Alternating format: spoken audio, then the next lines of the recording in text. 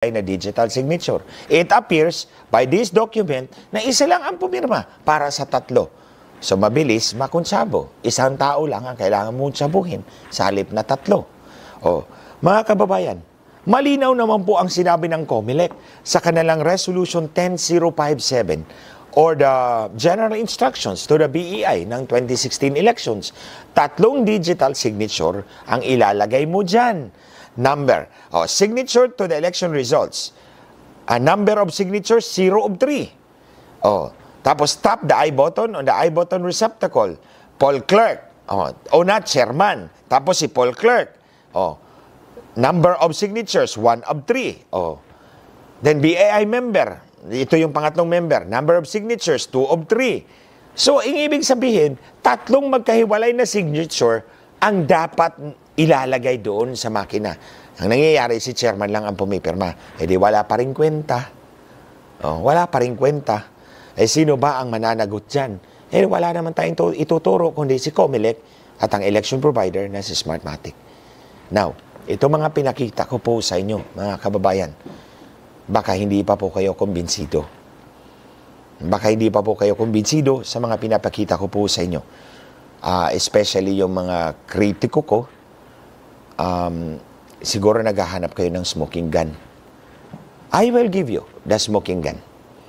Papakita ko po sa inyo yung smoking gun.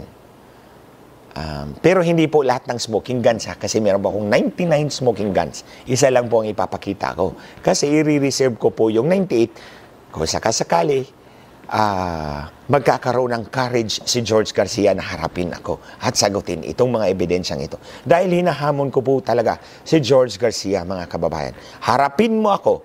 Choose your own venue, your own timing, your own audience. Bibigay ko yan sa'yo. Sige, George. Ibibigay ko yan sa'yo. Ikaw pumili ng venue, ikaw pumili ng audience mo, ikaw pumili ng timing. Haharapin kita. Magdala lang ako ng adequate security. At pagkain, ayoko malason. Sige. Haharapin ko kayo. Mga kababayan, ipapakita ko sa inyo, isa lang sa 99 smoking guns na meron ako. Isa lang muna. Kasi i-reserve ko yung 98. Sakasakali ngang magkakaroon ng courage si George Garcia na harapin ako. O kahit sino kayong, kahit pa kayong 6 o 7 komisyoner, haharapin ko kayo. At hindi ako takot sa inyo. George, tingnan natin. Nilatag ko tong lahat sa harap ng taong bayan to prove that this is not fake news. Hindi ito fake news. This is real talk. At may ebidensya talaga ng dayaan ninyo. Mga kababayan, hindi mo ba kayo nagtataka na kung si Atty. Rizvicio ay handang kasuhan at kinasuhan, ako hindi. Sa 14 na taon, nadakdak ako ng dakdak tungkol sa dayaan. From the Senate to the Supreme Court. In fact, mga kababayan, finailan ako ni Neni Robredo ng motion to investigate at pinapaisyon ako ng gag order ng Korte Suprema.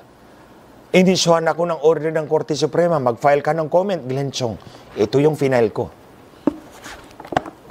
250 pages, mga kababayan. Ito yung final ko. Nilatag ko lahat ng ebidensya ng dayaan.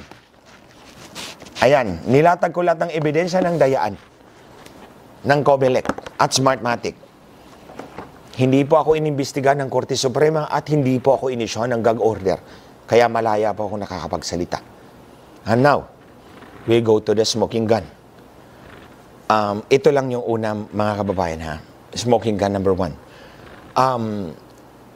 Ako po'y nag-serve as technical consultant ni dating Congressman Luis Villafuerte. Magkasabay po kaming congressman noon. Bata pa po kasi ako noon 32 years old lang po ako. I was looking for a father figure there. Kasi hindi ko po alam, kahit abogado po ako. I was looking for a father figure and he was that father figure to me. So kahit wala na po ako, doon, nandun pa siya. Nung nawala na po si Congressman Villafuerte, kinuha po niya ako as technical consultant. So in 2019 elections, nagprotesta po siya. 2019 na po tayo, ha? So noong 2019, nagprotesta po siya.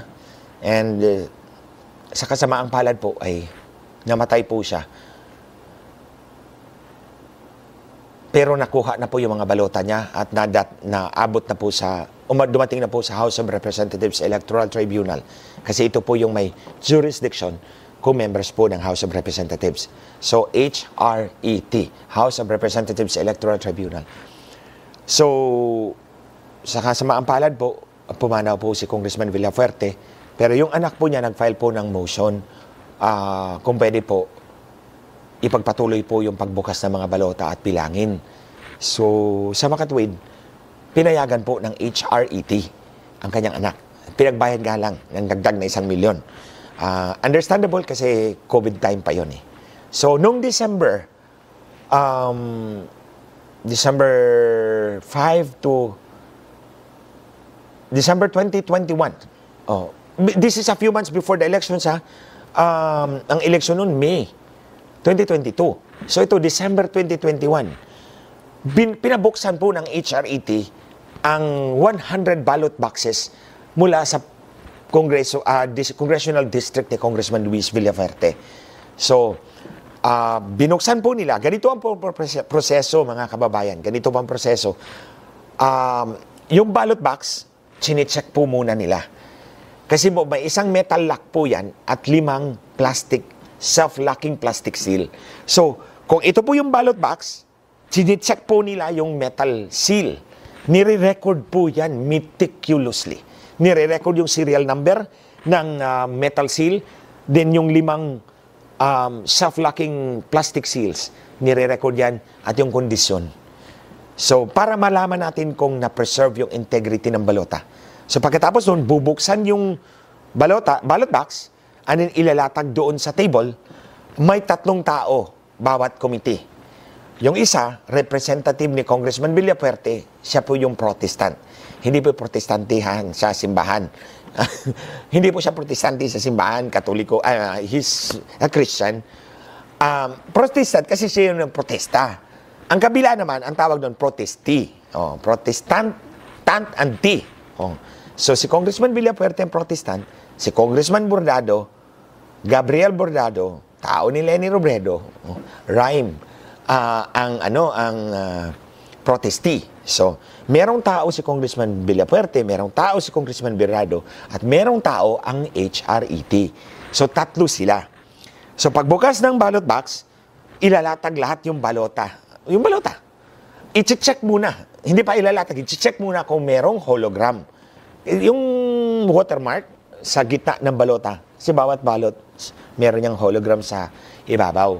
So, i-check yan, gagamitan ng ultraviolet detector. So, ultraviolet detector kung meron. So, sasantabi yung may watermark at isasantabi yung wala. Kasi meron namang wala na tinanggap talaga ng makina. So, hindi totoong nakaka-detect yung makina ng fake ballots. Kasi in this case, tinanggap yung fake ballots, 696 of them.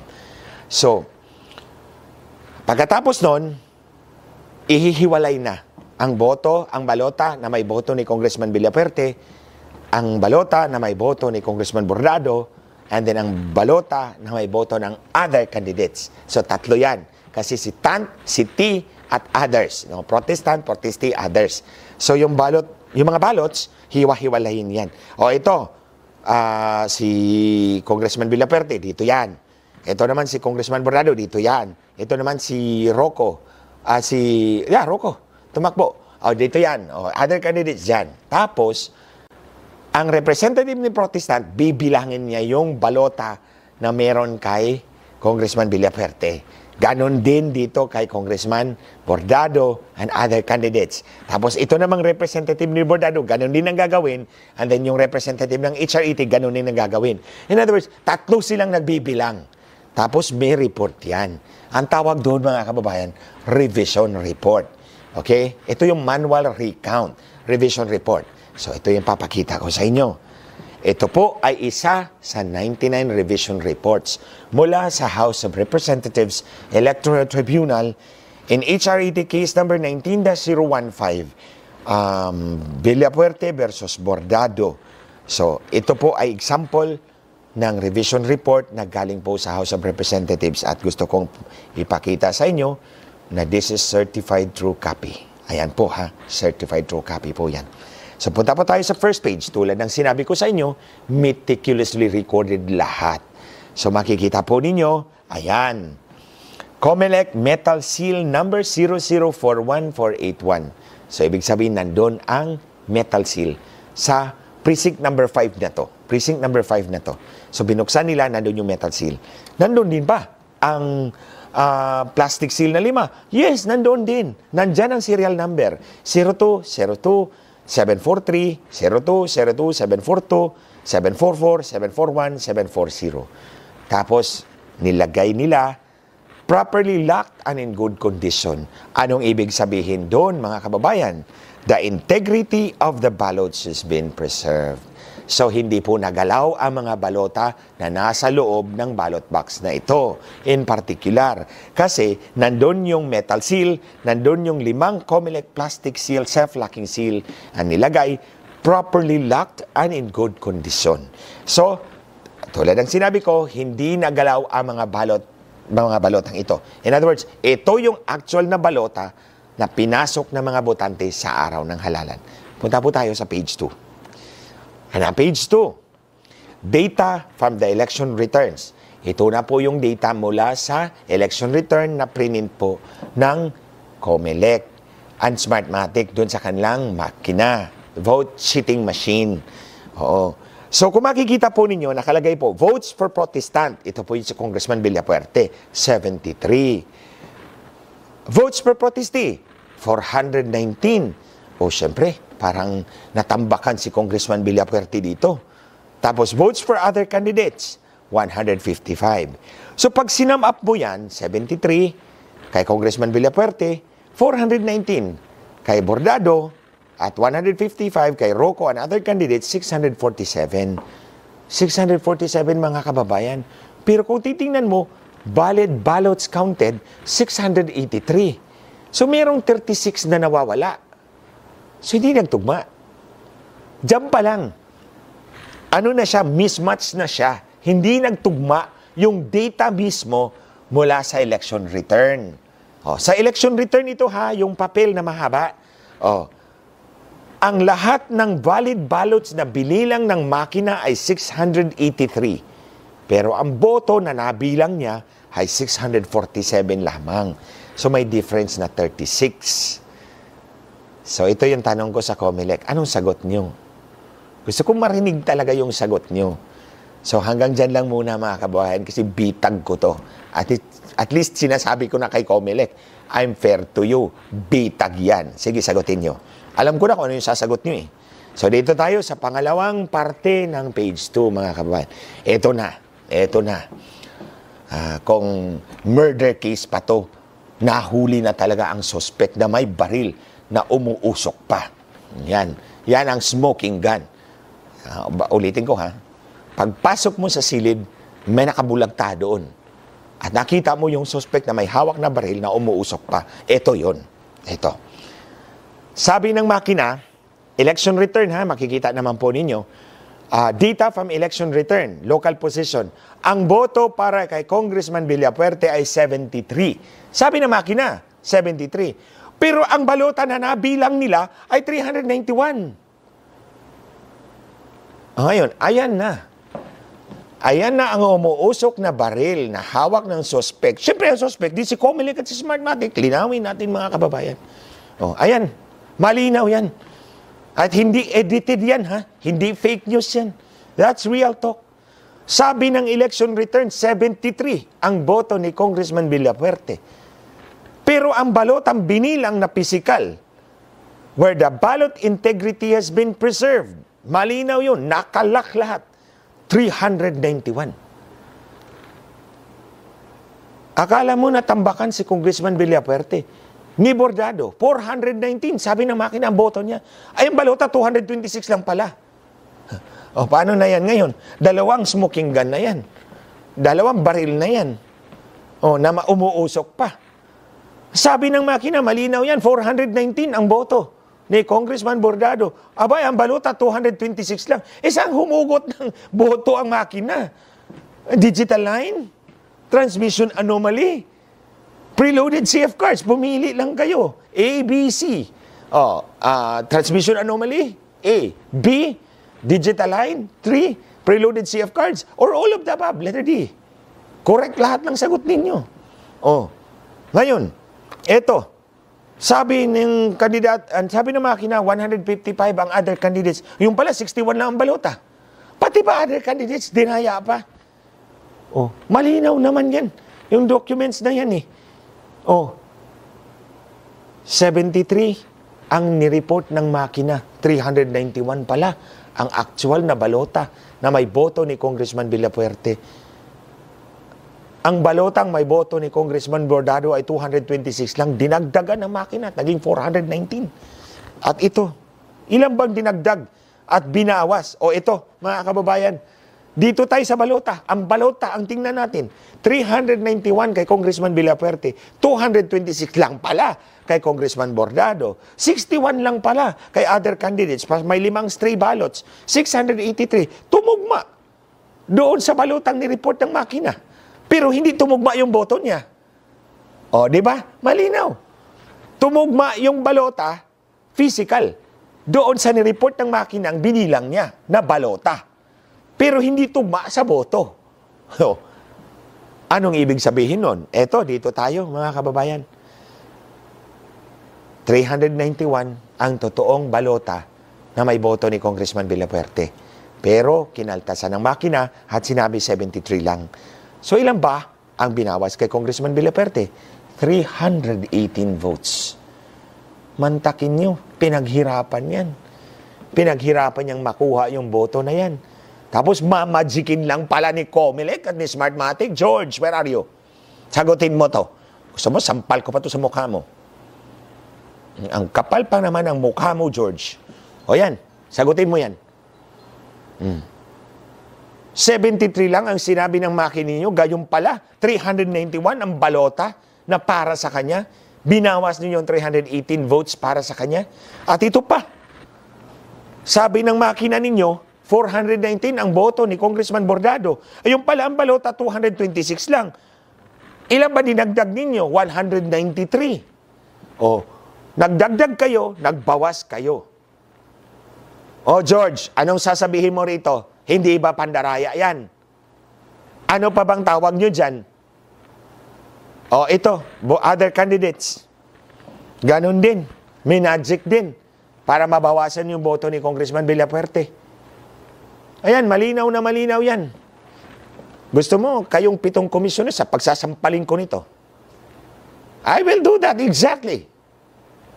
If only to make you wake up and correct this injustice. Hindi lang kay Congressman Villafuerte, but lahat ng Pilipino. Malinaw yan. 318 votes, binawas nyo kay Congressman Villafuerte. 193 votes, dinagdag nyo kay Congressman Bordado sa presintong ito pa lang. Hindi pa natin pinag-uusapan yung 98 other smoking guns. At hindi ko muna ipapakita yon dahil gusto kong sagutin nyo to. Sagutin nyo ako ng harap-harapan. Hindi yung insidious machination na ipapakita nyo fake news ako. Kaya nga ginawa ko tong video na to para malaman ng sambayan ng Pilipino na merong patunay ng dayaan ninyo at dadayain ninyo itong darating na halalan.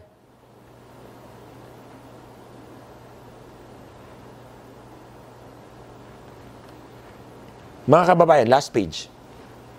Ano bang sinabi ng head revisor ng HRET, ng revisor ni Protestant Villafuerte, ni Protesti Bordado, at yung revision report appraiser. 4 yan silang pumirma. We hereby certify that the data written and conclusions reached in this revision report are true and correct. O yan. At pinirmahan pag certified true copy yan. Lahat ng page, tinatakan eh. Mga kababayan, hindi lang ito ang patunay ko na dinadaya ang eleksyon natin. Noong 2012, March yun eh. Natandaan ko, 2012, March yun. Nag-hearing kami sa Senado. Si Chairman Brillantes pa ang chairman ng Comelec noon eh. Biglang pumasok si Senator Enrile, Senate President po siya. At hinamon kami lahat. Patunayan nyo sa akin ngayon na may nakaupo dahil sa pandaraya. Hindi po ako tinawag kasi dito po ako out of sight po ako ni Senator Coco Pimentel. Siya po yung chairman. And then si Senate President Enrile doon sa dulo. So dito po ako nakaupo. Kaharap ko po si Brillantes. So hindi po, pero iniisa-isa po sila. So si si Governor Manny Piñol, natandaan ko ang pinakita ay yung resulta ng Republica de Colombia. Ang lumabas doon, Republica de Colombia. Ang sagot ni Brillantes, certified true copy ba yan? Eh, syempre hindi. Tapos si Lito Atienza, mayroon siyang pinakita na ebidensya. Tapos sabi ni Brillantes, certified true copy ba yan? Hindi po. So kasi hindi po ako nakita, sumulat po ako. At ang sinulat ko, exactly ito. I am taking up the Senate President's Challenge. Aba, binasa ni Senator Coco Pimentel. The former congressman from Biliran, Mr. Senate President, said he is taking up your challenge. So, ginanyan ako ni Senator Enrile at sinabi, do you mean I won by cheating? O sinagot ko po siya in a way na hindi po siya magalit sa akin. So sabi niya, pagkasabi ko po ng sagot na yon, sabi niya, okay, you go ahead. You answer my question. 30 minutes po akong nagdakdak doon sa COMELEC, mga kababayan. And the record will show that I presented the same evidence na pinakita ko sa inyo ngayon. Yung election transmission anomaly 1, 2, 3, and preloaded CF cards. Kasi 2010 pa yun eh. 2012 yun, March 2012. So yun yung pinakita kong apat. And surprisingly, hindi nagtanong si Brillantes na certified true copy ba yan? Kasi inunahan ko na, certified true copy po ito. So, nung natapos po ako, for 30 minutes, ako lang po ang nagsasalita. And sinabi po ni Senate President, oh, COMELEC, sagutin niyo to. Ang sabi po ng COMELEC, ang tanda-tanda ko talaga, sabi niya, Your Honor, can we answer that in executive session? Ayaw nga nilang pag-usapan in public.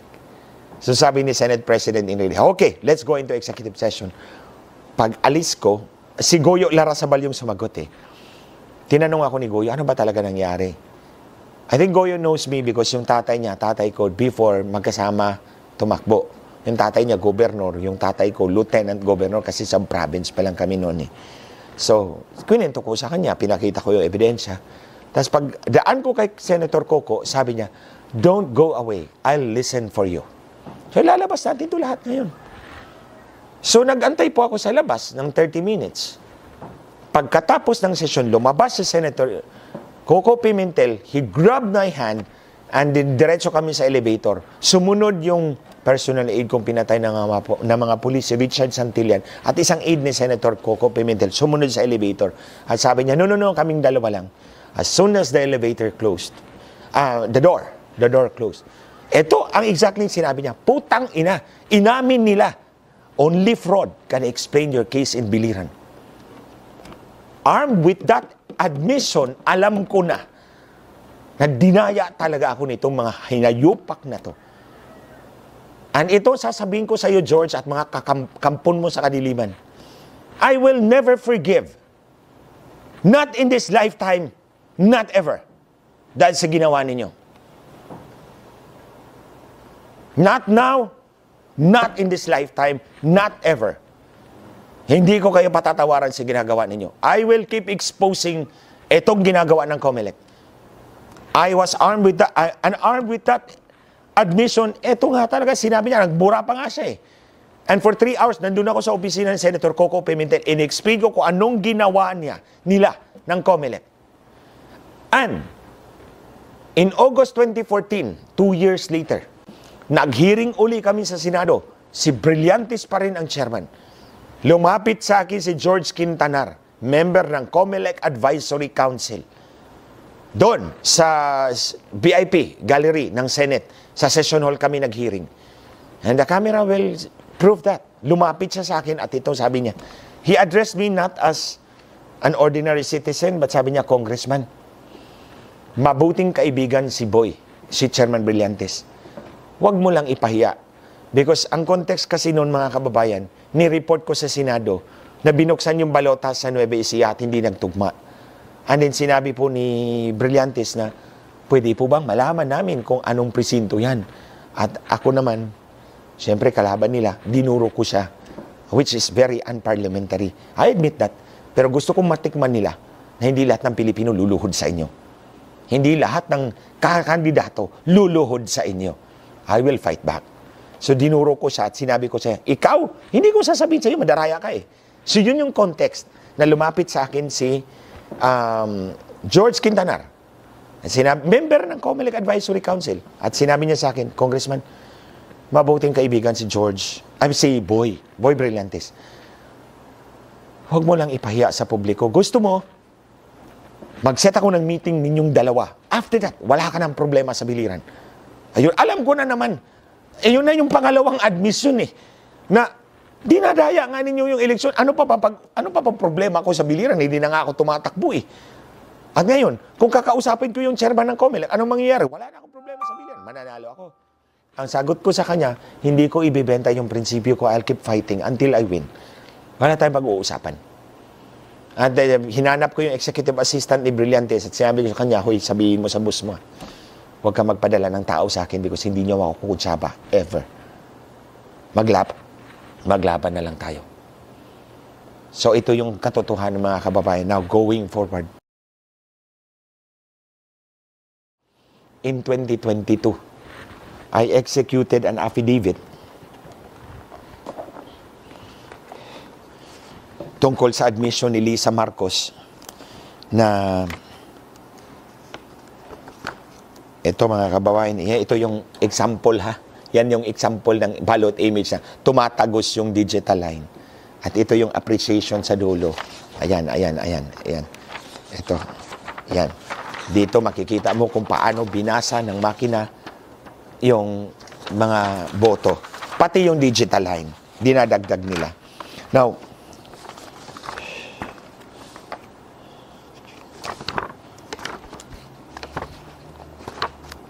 ito yung affidavit ko na sinabi ko mga kababayan na nagkaroon ng pagpupulong si Lisa Marcos at ang may-ari ng Smartmatic na si Roger Peñate Alejandro Martinez sa kasagsagan ng kampanya noong 2022. Hindi na po ako nakakuha ng ebidensya ng 2022, kundi yung grupo ni General Rio. Ano bang sabi ng grupo ni General Rio? Meron pa siyang isang sinabi, hindi nagtugma yung transmission data. Mas naunang natanggap ng transparency server ang mga resulta bago pa man ang mga makina nagpadala ng resulta. Sounds familiar in 2010. Di ba? Election Transmission Anomaly number 3. Balikan niyo po yung presentation ko. Di ba iniisa-isa ko yung 5 presinto kanina? Itong presinto na to nagpadala alas 10:20, natanggap alas 10:10, di ba? So this sound familiar. Sa 2022 ito. Hindi na po ako ang kumuha ng ebidensya, kundi yung grupo ni General Rio. Pero malinaw ang sinabi nila. Hindi nagtugma yung transmission data mula sa makina at sa transparency server. Mas naunang natanggap ng transparency server ang resulta kaysa pagpadala ng makina, which is similar to identical to transmission anomaly number 3 kanina nang pinakita ko, and you can review it. And ngayong 2025, ito na George, makinig ka George.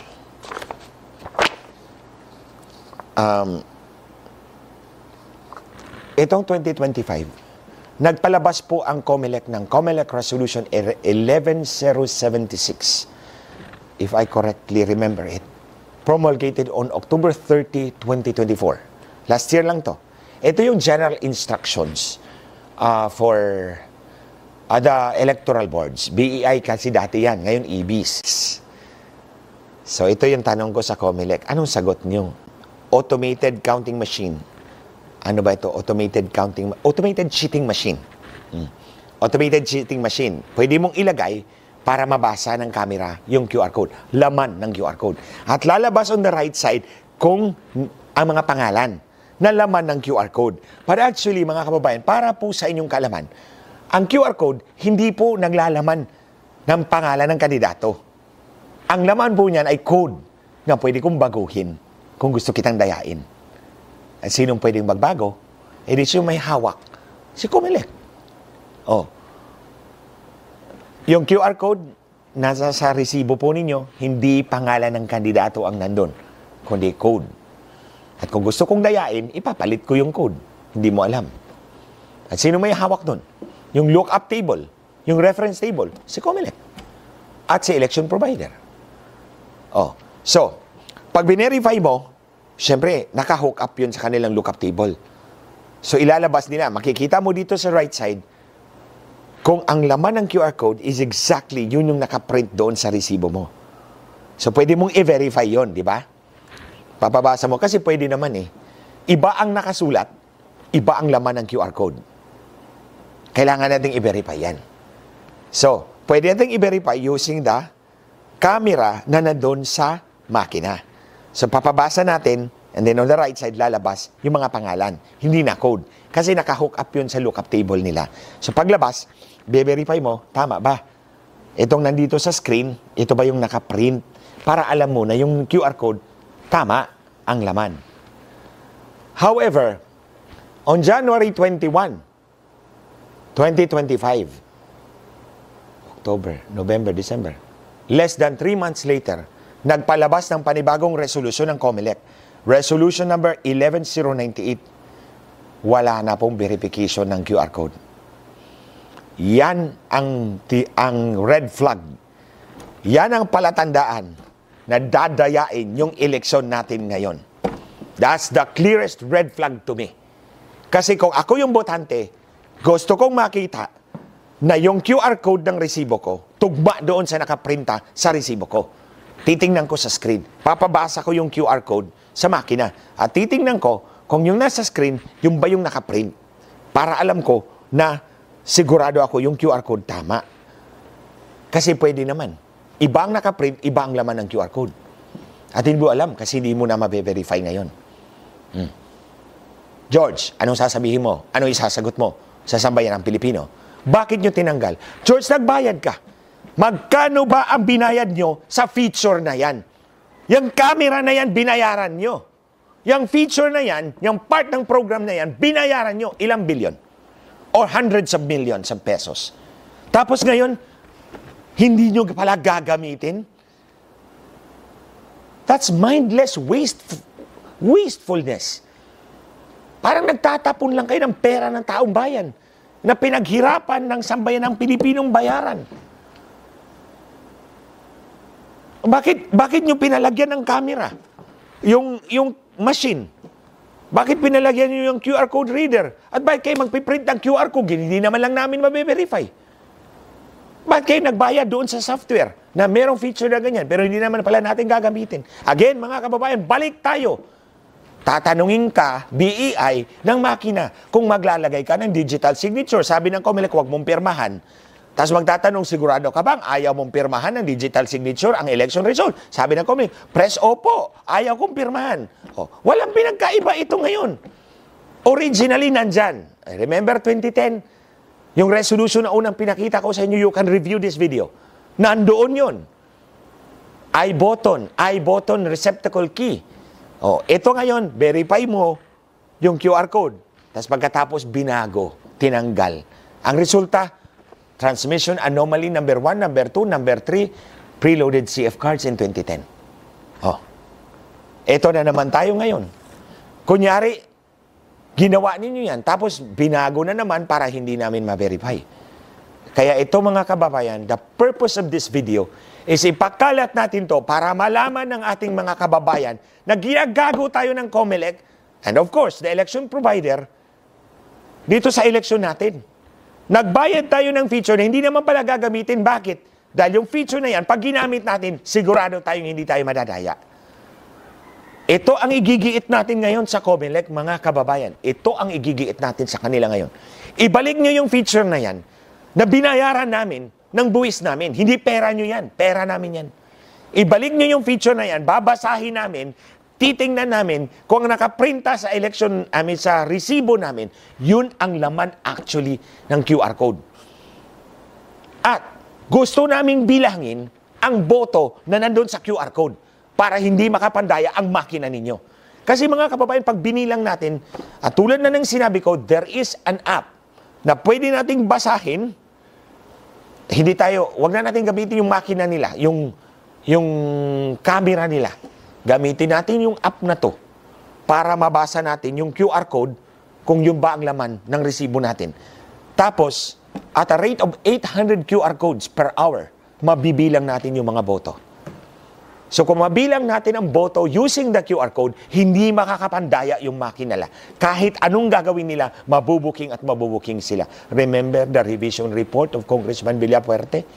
Nakalusot dahil wala tayong nakikita. Wala tayong nakikita. Lahat ng daya nandun sa makina or sa transmission. Anong kapanapanalo natin sa sistemang ito, mga kababayan? Kaya igiit natin sa COMELEC ngayon yung QR code na binayaran natin, yung feature na yan, ibalik nyo, be-verify namin, bibilangin namin ang boto. That's the only way to keep our elections honest, credible, and transparent. Kaya kung pinakita sa inyo to, dahil alam kong hindi nila ako bibigyan ng pagkakataon na makapagsalita. At pinapakita ko ta sa iyo, George, magpakalalaki ka, harapin mo ako, sagutin mo ako, magdebate tayo. Sige, ikaw na pinapapili ko ng venue, ikaw na pinapapili ko ng time, o sino pang audience mo, pupuntahan kita. At huwag mo akong takot-takutin. And don't use your insidious machinations sa akin na you label me as fake news, pinapatanggal nyo yung Facebook account ko na pinaghirapan ko for 14 years. The last time na may chairman na gumawa sa akin yan, na gusto akong ikulong, nalimutan niyang huminga at ngayon abo na siya. Gusto mo ba na ikaw ang sumunod? O kung sino pa sa inyo, I tell you, lahat ng kalaban ko dito sa isyong ito, lahat ng mga kalaban ko sa isyong ito, don't ever think na habulin nyo ako o ikukulong nyo ako. Dahil malilimutan yung huminga isang gabi. At ikaw, Lisa, hindi ikaw. Ayokong ikaw ang makalimot huminga. Yung bleeding mouth. Yun ang makakalimot huminga para mawalan ka ng kapangyarihan. Alam kong dadayain mo yung eleksyon na to. Kabisado kita, Lisa Marcos. Kilala kita. Nung sinabi mo lang sa akin na may meeting ka sa may-ari ng Smartmatic, and you need 2 technical guys, nasaan na ba yung technical guys mong kasama? Namatay yung isa. Yung isa nagorgor din. Buti ako, hindi ako lumuhod sa'yo. Hindi ako luluhod sa iyo. I only kneel to my God, the God who protected me, even until today. Basta, ito ang sasabihin ko talaga sa inyo. Huwag na huwag kayong magplano ng masama sa akin dahil malilimutan yung huminga isang gabi. Including the bleeding mouth. Ay ikaw, George, hinahamon talaga kita. Magdebate tayo sa ebidensyang ito, sa isyong ito. Tingnan natin how far you can go. Akala ko magaling nga ka ng lalaki. Magaling o magaling mag-operate? Hindi pa tayo tapos. Mga kababayan, one last thing na gusto kong ipaalam sa inyo. Itong pinakikita ko sa inyo, sinubmit ko na po ito sa aking declaration na final po sa United States District Court for the District of Columbia sa kaso pong Smartmatic USA Corporation, Smartmatic Holdings BV, and SGO Corporation Limited, plaintiffs versus Hearing Networks Incorporated, also known or doing business as One American News Network. In civil action number 21-CV-02900-CJN.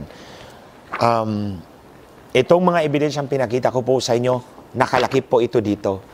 I subjected myself to the laws of the United States of America. Pinapakita ko po sa inyo that I subjected myself to their laws, to the jurisdiction of their courts, para patunayan po na ang pandaraya sa halalan sa Pilipinas ay totoo, dokumentado, hindi fake news. At nung pinirmahan ko po ito, mga kababayan, nung pinirmahan ko po ito at binigay ko po sa abogado ng One American News, sinabi ko po sa kanya, I expect Smartmatic to withdraw from this case. And true enough, 4 months later, mula nang na-file to December 10, 2023, on April 12 or 21 yata yun, 2024, Smartmatic withdrew from the case. Wala po silang na-claim na damages mula sa One American News. Pinapakita ko po sa inyo, mga kababayan, pinapatunayan ko po sa inyo, handa po akong tumistigo sa harap ng American jury. Handa pa akong busisiin ng mga American lawyers in regards this testimony ng pandaraya. Pinapakita ko po sa inyo at nakita nyo po umatras si Smartmatic kasi hindi po nila ako kaya na magdakdak at magbulatlat ng lahat ng ito in front of an American jury. And on December 12, 2024, mga kababayan, gumawa na naman po ako ng isang declaration in the United States District Court for the District of Columbia. In Smartmatic USA Corporation et al., plaintiffs versus, hindi ko lang po muna pangalanan to dahil hindi po ako humingi sa kanya ng permission, but she's a federal prosecutor. Nag-abogado po siya kay President Donald Trump in 2020. Kaya nga po siya kinasuhan ni Smartmatic ng defamation. Defamation po ang kinaso sa kanya. Former federal prosecutor working for U.S. President Donald Trump in the 2020 elections. Civil Action Number 1:21-CV-02995 CJN. I think it's the same court. Makikita po ninyo, ito po yung sa One American News. Ito po yung sa kanya mas makapal. Mas makapal po yung sa kanya. Ito yung una, ito yung pangalawa. Mas makapal po ito. Dahil nga, experienced federal prosecutor po siya. So, pinirmahan ko po itong affidavit, declaration na to. And exactly the same kind of evidence na pinakita ko po sa inyo, ito din po nakalakip. For the second time, I subjected myself to the perjury laws of the United States and subjected myself to the jurisdiction of American courts. Again, humingi po ang Smartmatic dito ng jury trial. Handa po akong humarap sa American jury para pag-usapan po yung halalan natin, yung pandaraya ng Comelec at Smartmatic. Hindi naman po mangyayari na si Smartmatic lang ang mandadaya. Mandadaya yan in cahoots with Comelec. And that's exactly what's going to happen in these elections. Kailangan nating kalampagin ang Comelec. Bantayan po natin ang ating boto. Huwag na po tayong let's not allow them to win and win again and again over us. Kasi po, they are an existential threat to our country and our national security. Hindi ako ang threat to national security. Si Comelec, si Lisa Marcos, ang threat to national security. Again, handa ko itong pag-usapan. That is, if you are brave enough to face me. Because I have shown to you many times, again and again, not only to you, but to the American public and American courts, that I can face my detractors, even the worst ones. Because against the truth, there is no defense. Yun lang ang masasabi ko sa inyo. Muli, sinasabi ko sa mga kalaban ko, don't try to harm me, or hurt me, or plan against me. Dahil may makakalimot sa inyo ng paghinga. Ulit-ulitin ko yan. Sinabi ko na sa inyo, I believe in my heart when I open this discussion, alam na alam kong hindi ito akin. Hindi ko to gawa-gawa. Something greater, more powerful than I am is at work here to liberate the Filipino people. But we cannot put our hopes, everything sa Kanya. Mga kababayan, we have to do our share. Because God will never come down to save us. He will work to save us, but we have to do our share. Ito na yun, yung pagkakataon na to. Ipaglaban po natin ang ating mga anak, ang ating mga apo, at ang ating kinabukasan. I fought for 14 years without you ever knowing it. Without me expecting anything from you. I just do it because it is my duty as a citizen, as a Filipino, And together, by God's grace and power, we will win. Maraming salamat po sa inyo lahat.